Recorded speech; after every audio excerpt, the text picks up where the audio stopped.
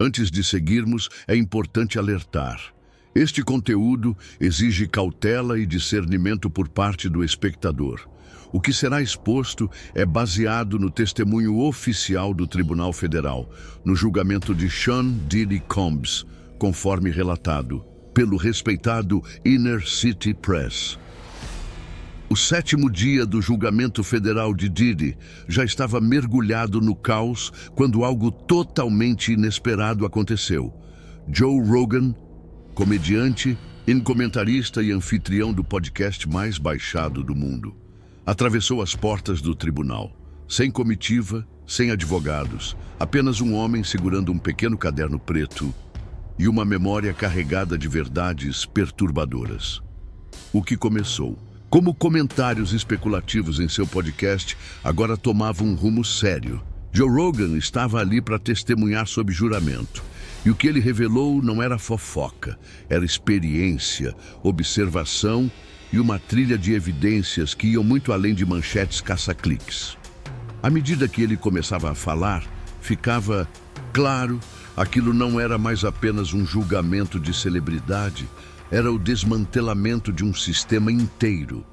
E Joe Rogan tinha acabado de subir ao banco para acertar as contas. O julgamento de Diddy começou com uma energia elétrica no ar. A galeria da imprensa já estava lotada, rumores fervilhando como fogo selvagem. Mas nada, absolutamente nada, preparou os presentes para o que aconteceu a seguir. Quando Joe Rogan, comediante, comentarista do UFC e apresentador do podcast mais assistido do mundo, entrou na sala como testemunha surpresa, aquilo não foi apenas uma jogada de publicidade. Foi uma intervenção total. E Joe Rogan não veio de mãos vazias. Vestindo um blazer cinza escuro e jeans, Rogan apresentava uma figura casual, mas focada ao subir ao banco. A sala silenciou instantaneamente. Nenhuma câmera era permitida, mas os artistas de esboços do tribunal se apressaram para capturar cada expressão. A equipe de defesa de Diddy parecia perplexa. O juiz pediu que Rogan dissesse seu nome e profissão. Joseph James Rogan. Sou o apresentador do The Joe Rogan Experience. Ele não perdeu tempo. Não estou aqui para fofocar, começou ele. Estou aqui porque recebi relatos de primeira mão de convidados do meu programa. Relatos que se conectam profundamente com o que está acontecendo neste tribunal. Também tenho gravações. E sim, as mantive seguras. Um murmúrio percorreu o tribunal. Rogan agora era tratado como um denunciante. Ele falou sobre entrevistas que conduziu ao longo dos anos com ex-seguranças, ex-executivos de gravadoras e insiders da indústria. Muitos estavam com medo demais para falar oficialmente, então vieram até mim, não como juiz, mas como alguém que não cortaria a fita quando a verdade se tornasse desconfortável. Então Rogan soltou a primeira bomba. Em 2023, tive um convidado, ex-segurança de um artista de primeira linha. Fora do ar, ele disse que Diddy tinha arquivos, evidências físicas, vídeos, gravações, um servidor privado guardado numa sala tipo bunker em sua mansão em Miami. E o mais perturbador, esse convidado disse que Jay-Z, LeBron James e outras figuras públicas sabiam dos freak-offs. Não necessariamente participaram, mas sabiam. A sala explodiu em suspiros. Diddy parecia visivelmente perturbado. Seus advogados protestaram, mas o juiz o silenciou. Rogan continuou, detalhando como esse convidado testemunhou várias dessas festas pessoalmente. Ele as descreveu mais como rituais do que festas, disse Rogan. Celulares confiscados, convidados vendados. O termo freak-off era um código dentro da indústria e todos agiam como se fosse normal. A acusação perguntou se Rogan trouxe alguma gravação. Ele assentiu. Enviei trechos ao Ministério Público antes de vir aqui. Contém áudios de insiders não identificados falando sobre esses eventos. Algumas vozes já foram verificadas por equipes forenses de áudio. Enquanto o juiz ordenava que essas gravações fossem oficialmente registradas, Rogan disse algo que fez cada jurado se inclinar para a frente. Tive Navy SEALs no meu programa, teóricos da conspiração, professores, até ex-agentes da CIA, e nunca ouvi nada tão perturbador sair dos lábios de pessoas tão influentes no entretenimento. Ele olhou para Diddy e concluiu sua fala com uma fúria silenciosa. Isso não é apenas fofoca de celebridade. É abuso sistêmico, escondido atrás de discos de platina e sorrisos no tapete vermelho. À medida que Rogan se aprofundava no testemunho, o tribunal permitiu que ele recontasse histórias específicas compartilhadas em seu podcast ao longo dos anos. Ele explicou que vinha montando um padrão perturbador desde pelo menos 2018. Um dos meus primeiros convidados foi um gerente de turnê de um ato popular de R&B. Ele veio para falar sobre o lado obscuro da indústria, drogas, acordos e NDAs. Mas no intervalo, me contou outra coisa. As festas de Diddy não eram apenas indulgentes, eram perigosas. Rogan enfatizou que muitas dessas conversas nunca foram ao ar. As pessoas estavam com medo. Um convidado me pediu para distorcer sua voz, alterar seu nome e até gravar em uma cabana remota. Ele então mencionou um produtor que foi convidado para um evento de Diddy em 2015. Ele me disse, o que viu lá deixou ele tremendo. Câmeras escondidas em detectores de fumaça, gente colocando coisas nas bebidas, celebridades fingindo não perceber. Joe leu notas desse encontro, e eu cito, vi pessoas sendo filmadas contra a vontade, e Diddy chamava isso de alavanca. O juiz perguntou se essas alegações eram verificadas. Rogan esclareceu. Muitas eram anedóticas, mas coincidências demais para ignorar. Não eram rumores de corredor, eram relatos detalhados, cronogramas, locais, várias pessoas descrevendo o mesmo comportamento.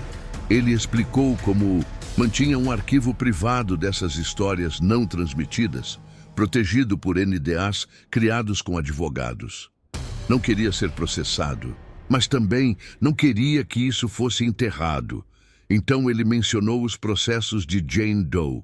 Comecei a ligar os pontos, quando nomes e comportamentos nos processos batiam com o que meus convidados vinham sussurrando há anos. Em certo ponto, revelou que um diretor de videoclipes proeminente o procurou em 2022, chorando. Ele me disse que tinha filmagens, não lançadas, não censuradas, de uma das festas de Diddy. Disse que tinha medo demais para tornar isso público, mas que foi chantageado para filmar esses eventos por mais de uma década. Joe concluiu, isso não é um tribunal de opinião, é um acerto de contas, e estou aqui porque as pessoas que confiaram em mim com a verdade merecem ser ouvidas, mesmo que estejam com medo demais para mostrar seus rostos. Joe Rogan respirou fundo antes de mudar para o momento, que virou manchete mundial. Os comentários inesperados de Elon Musk em seu podcast sobre Jennifer Lopez e Diddy. No começo, foi casual, disse Joe. Falávamos sobre a hipocrisia de Hollywood, como certas celebridades falam sobre política, mas ficam em silêncio quando se trata de pessoas que realmente conhecem. Elon mencionou Jennifer Lopez. A sala se inclinou.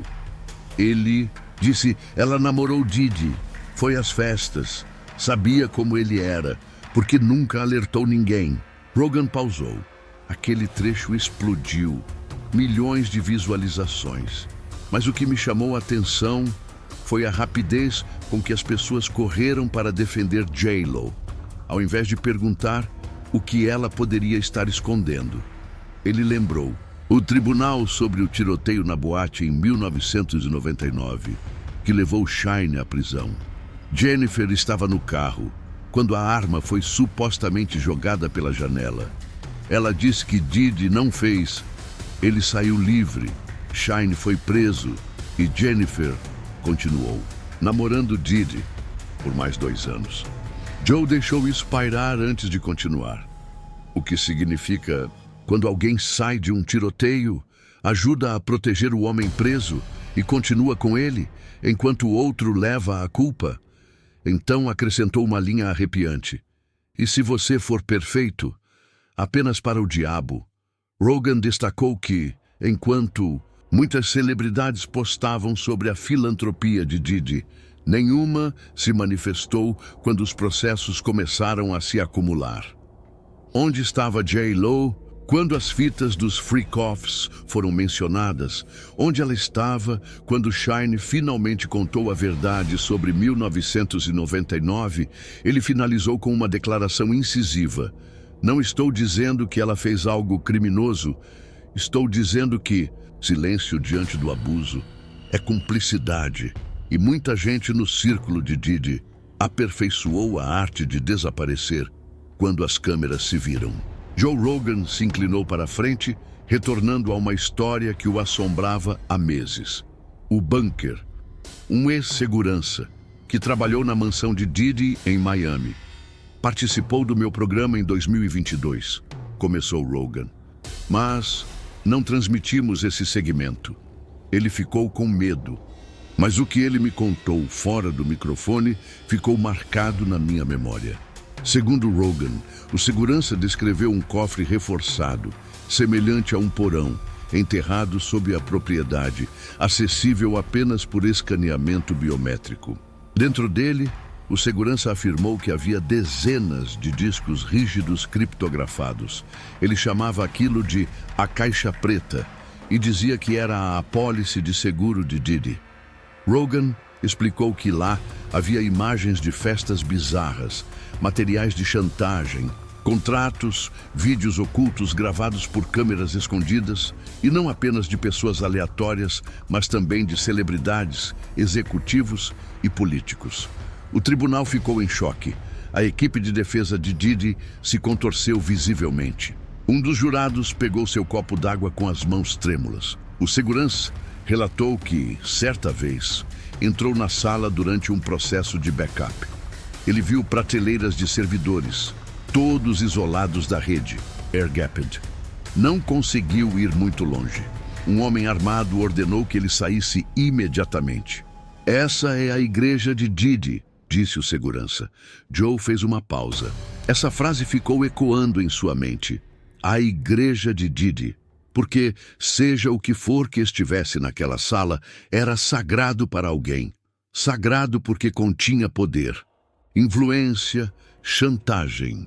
O juiz permitiu que a promotoria incluísse a declaração juramentada de Rogan como prova, esclarecendo que, embora a existência física do cofre não tivesse sido verificada de forma independente, a corroboração de vários convidados do podcast o tornava relevante para estabelecer um padrão de comportamento.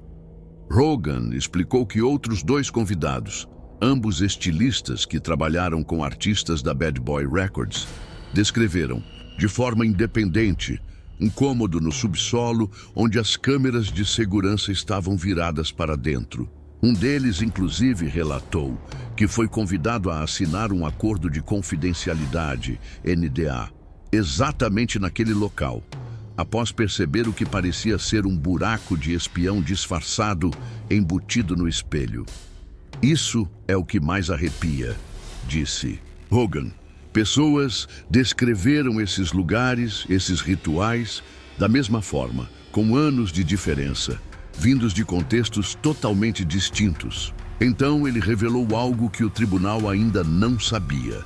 3 meses atrás, um denunciante entrou em contato com sua equipe anonimamente. Alegava trabalhar para uma empresa terceirizada de recuperação de dados em Miami.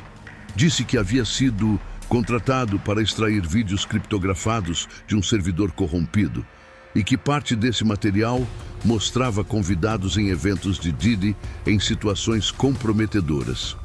Eu não publiquei isso, confessou Rogan, mas arquivei. Porque se este julgamento chegar ao nível de apreensão federal, o governo pode já ter esse disco. Ele encerrou esse segmento olhando diretamente para Diddy e dizendo: se você é inocente, deixe que eles revistem o porão. Abra o cofre. Libere o que está na caixa preta. A essa altura, o clima no tribunal havia mudado completamente. Joe Rogan não era mais apenas uma testemunha celebridade. Ele era um informante, falando sobre um padrão de manipulação, medo e silêncio. Quero falar sobre padrões, disse ele, folheando um grosso bloco de anotações manuscritas. Porque isso não se trata apenas de festas. Se trata de controle, de medo, de imagem e de silêncio. Rogan então apresentou uma lista de antigos convidados que insinuaram conhecer segredos, mas nunca foram adiante. Um deles era uma cabeleireira que trabalhava com talentos de alto escalão. Ela foi ao programa para falar sobre moda, mas fora do ar, contou a Joe, que havia abandonado a indústria por causa do que Diddy a obrigou a testemunhar. Ela relatou que, certa noite, numa festa em uma casa nos Hamptons, viu alguém sendo filmado em um quarto privado através de um espelho bidirecional. Então Rogan perguntou quem mais estava lá naquela noite. Ela hesitou. E então mencionou um nome. Jay-Z, o tribunal ofegou. Rogan rapidamente esclareceu. Ela não disse que Jay-Z participou de nada. Apenas afirmou que ele estava presente várias vezes. Ela o descreveu caminhando por aquelas festas como um fantasma. Visto, mas não visto. Ele nunca falava, nunca permanecia por muito tempo, mas estava lá. A implicação não era que Jay-Z havia cometido um crime, mas sim que ele viu e nada fez. Já ouvi isso de ex-seguranças, dançarinos, assistentes pessoais, produtores, continuou Rogan. Todos dizem a mesma coisa. Jay-Z e Diddy eram como dois lados da mesma moeda. Um era barulhento, caótico, o outro controlado, quieto, calculista. Mas as cenas eram sempre as mesmas. Rogan então relatou que certa vez confrontou um insider da indústria perguntando por que ninguém denunciava esse comportamento. Ele riu e disse: você não derruba o Puff sem puxar o Have também. Ou seja, não se destrói Diddy sem, inevitavelmente, também atingir Jay-Z. A promotoria aproveitou imediatamente aquela frase, pois reforçava a teoria de proteção institucional. Pessoas fechando os olhos para manter acesso, status e poder. Joe acrescentou: se Diddy era o fogo, Jay-Z era o detector de fumaça que nunca disparou. Em seguida, falou sobre como sua equipe recebeu mensagens anônimas, alertando-os para abandonar os tópicos sobre Diddy. Um dos e-mails dizia: não cave demais, Joe. Você vai acabar como os que cavaram. Eles rastrearam o endereço IP daquela mensagem e descobriram que vinha de uma empresa ligada à equipe de relações públicas da Roc Nation.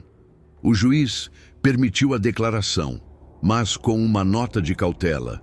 Rogan então olhou para o júri e afirmou: o silêncio é uma arma. E toda essa máquina é construída com base em pessoas que mantêm a boca fechada. Mas eu não sou assim. O tom de Joe mudou conforme ele introduzia o último grupo de nomes. Aqueles que, segundo ele, estavam na sala errada, no momento errado. Todos vocês se lembram do processo Manzero. Começou referindo-se ao caso em que um homem alegou ter sido exibido em uma festa de Diddy, usando uma máscara feita de anatomia humana. Isso não é boato. Eu falei com alguém que estava naquele iate. Ele descreveu um jovem videomaker de cerca de 20 anos, contratado para filmar um evento em janeiro de 2023. Ele me disse que foi orientado a documentar apenas as coisas felizes, mas o que ele viu nunca mais conseguiu se recuperar. Joe então leu a partir de uma transcrição anonimizada. Havia celebridades por toda parte: LeBron James, Gloria Estefan, Jay-Z, Beyoncé, todos sorrindo. Mas quanto mais ao fundo você ia, mais sombrio se tornava. Havia salas com luzes vermelhas, pessoas amarradas e um homem mascarado sendo conduzido como um animal de estimação. O tribunal ficou em silêncio absoluto. Joe acrescentou que o homem afirmou ter entregado seus cartões de memória no final da noite. A equipe de Diddy deu a ele $5.000 e ficou com as filmagens. Disseram que ele receberia a edição final depois, mas ele nunca mais teve notícias deles. O que tornava esse depoimento tão poderoso era o fato de estar diretamente ligado a um processo civil real. Hogan, então, conectou os pontos. Vocês acham que isso tudo é caos? Não é. É um sistema. E a parte mais assustadora, as pessoas que idolatramos estão nas salas onde isso acontece. Ele encerrou essa parte com uma frase arrepiante. Se ao menos uma dessas fitas for exibida em tribunal, metade dessa indústria estará acabada. Joe então baixou os olhos, fechou seu caderno de anotações e disse: Eu não tenho medo de ser processado. Tenho medo do que acontece se continuarmos fingindo que isso não existe. O tom de Rogan mudou novamente, passando da cumplicidade das celebridades para a infame festa no iate de 2023, algo que havia sido sussurrado em registros judiciais, mas nunca descrito publicamente. Até agora, a história do iate, as pessoas acham que é mito, começou Rogan, mas é real. E eu tenho o testemunho de 2 pessoas diferentes que estavam naquele barco, uma da tripulação e um convidado. O tribunal ficou paralisado. A equipe jurídica de Diddy começou a cochichar freneticamente. Joe, então, abriu uma carta de um ex-membro da tripulação do iate com identidade ocultada.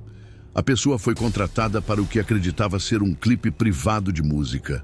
Disseram que os passageiros eram VIPs e que, sob nenhuma circunstância, poderiam usar os celulares. A segurança revistou todos antes de embarcarem. Ele fez uma pausa. Uma vez que o barco estava em águas internacionais, o tom mudou. As cortinas foram fechadas. Uma sala privada foi trancada. Então começou o que a tripulação chamava de arrotação. Novos convidados trazidos a cada hora, escoltados pela segurança. A voz de Joe ficou mais fria.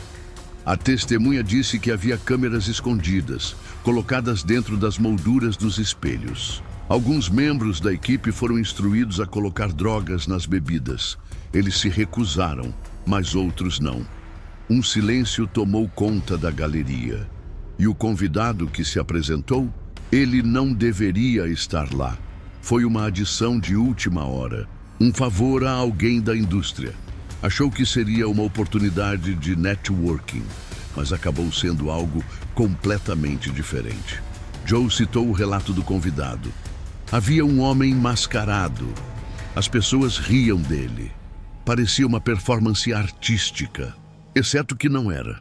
As pessoas estavam com seus celulares. Algumas das pessoas assistindo eram muito famosas. Um desses nomes, disse Rogan, apareceu em múltiplos testemunhos. Gloria Estefan. Ninguém está dizendo que ela participou de nada, ele esclareceu. Mas o nome dela apareceu. Assim como o de LeBron, assim como o de Beyoncé, assim como o de Jay-Z. Isso pinta um quadro perturbador. Joe, então, revelou o maior detalhe até então.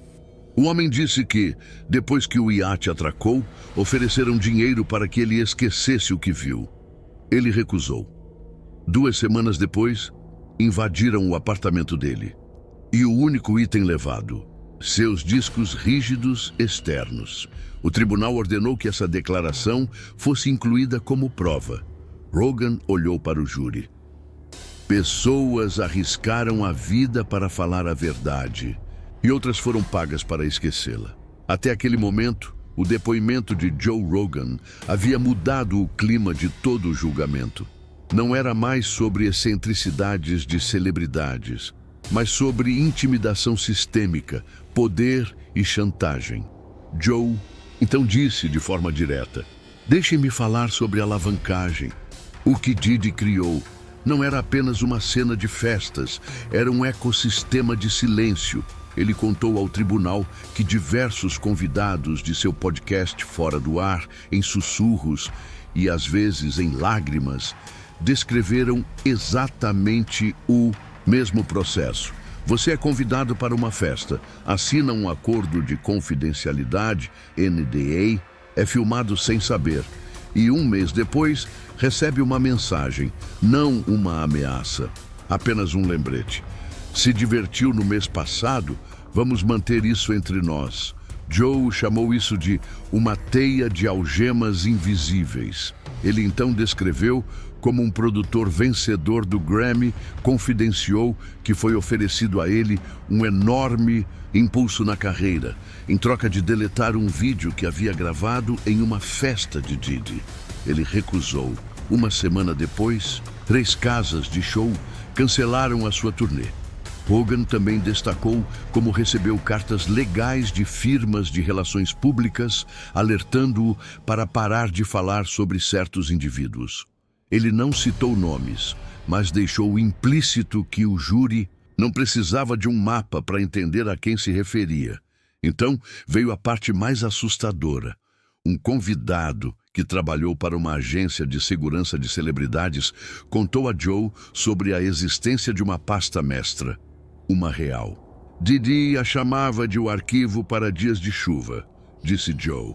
Segundo ele, essa pasta continha cópias de segurança das filmagens, armazenadas fora do local, encriptadas. Seguro, basicamente, explicou Rogan. A teoria é, se alguém tentar derrubá-lo, ele vazaria o que tem sobre eles. Joe então respirou fundo. Um desses arquivos, a fonte me disse, apresentava um político muito poderoso.